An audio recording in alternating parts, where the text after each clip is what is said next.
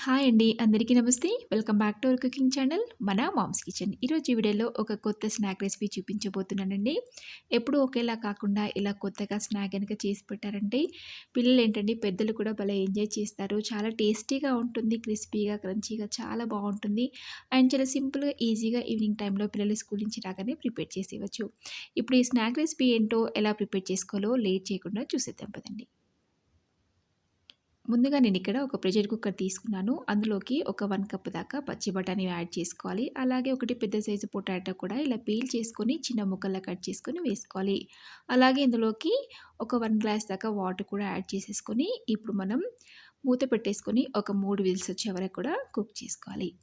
ఇప్పుడు ఇది కుక్ అయ్యేలోపు మనం ఇక్కడ పిండిని కలిపేసుకుందామండి. ఒక పెద్ద ప్లేట్ తీసుకొని అందులోకి ఒక 1 కప్ దాకా మైదా, అలాగే ఒక 1 టేబుల్ స్పూన్ దాకా బొంబాయి రవ్వ కూడా యాడ్ చేసుకోవాలి.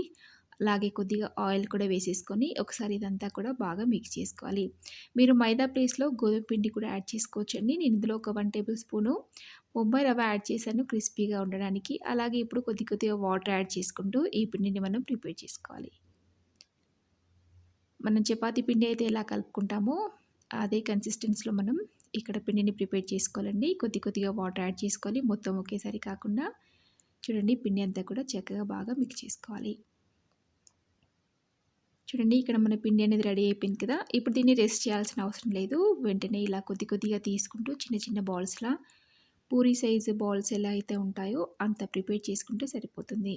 చూడండి, ఈ మాత్రం సైజు ఉంటే సరిపోతుంది. ఇప్పుడు ఇవన్నీ కూడా బాల్స్‌ని మనం ప్రిపేర్ చేసుకోవాలి. చూడండి, ఇక్కడ నేను మొత్తం బాల్స్ అన్నీ కూడా ప్రిపేర్ చేసి పెట్టుకున్నాను. ఈలోపు మన పచ్చి బఠానీ, ఆలు అది కూడా చక్కగా ఉడికిపోయి ఉంటుందండి. చూడండి, ఎక్స్ట్రా ప్రెషర్ అంతా కూడా తీసేసుకొని ఒకసారి గరిటెతో ఇలా మ్యాష్ చేసుకోవాలి. మనకి మెత్తగానే ఉడికిపోయింది. ఇంకా కాస్త మనం మెత్తగా మ్యాష్ చేసుకుంటే మనకి బాగుంటుంది. చూడండి, ఇలా గరిటెతో మ్యాష్ చేసుకుంటే మనకి ఈజీగా మ్యాష్ అయిపోతుంది. చక్కగా ఉడికిపోయింది కాబట్టి చూడండి, ఇదంతా కూడా ఉడికిపోయింది కదా. ఇదంతా కూడా మెత్తగా మ్యాష్ అయిపోయింది కదా. ఇప్పుడు ఇదంతా కూడా ఒక బౌల్‌లోకి ట్రాన్స్‌ఫర్ చేసుకోవాలి.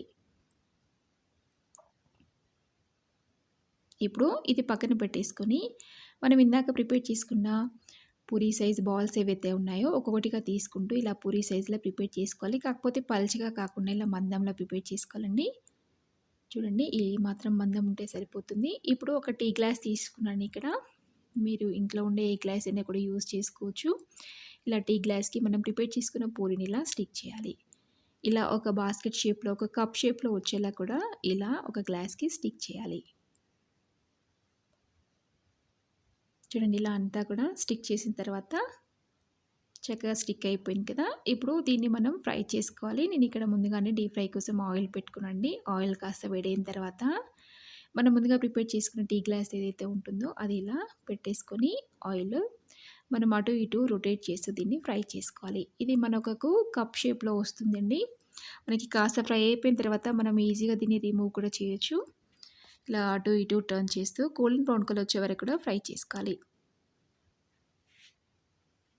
ఇలా మనం ఒకే గ్లాస్ కాకుండా 2, 3 గ్లాసులకు ఒకేసారి ఇలా పిండిని స్టిక్ చేసి కూడా మనం ఫ్రై చేసుకోవచ్చు.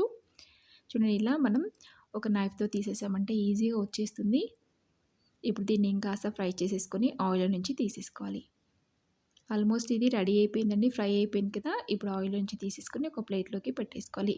మిగతా అన్నీ కూడా ఇదే ప్రాసెస్‌లో మనం ఇక్కడ ఫ్రై చేసుకోవాలండి. ఇలా గ్లాస్‌కి స్టిక్ చేసుకొని ఆయిల్‌లో పెట్టేసుకొని అటు ఇటు రొటేట్ చేస్తూ మనం దీన్ని ఫ్రై చేసుకోవాలి. కాస్త ఫ్రై అయిపోయిన తర్వాత మనం నైఫ్‌తో గానీ లేదా ఏదైనా ఫోర్క్ స్పూన్‌తో కానీ దీన్ని రిమూవ్ చేసుకోవచ్చు.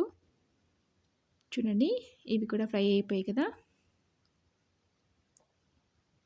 ఇప్పుడు ఇది కూడా నైఫ్‌తో తీసేస్తే ఈజీగా వచ్చేసింది చూడండి.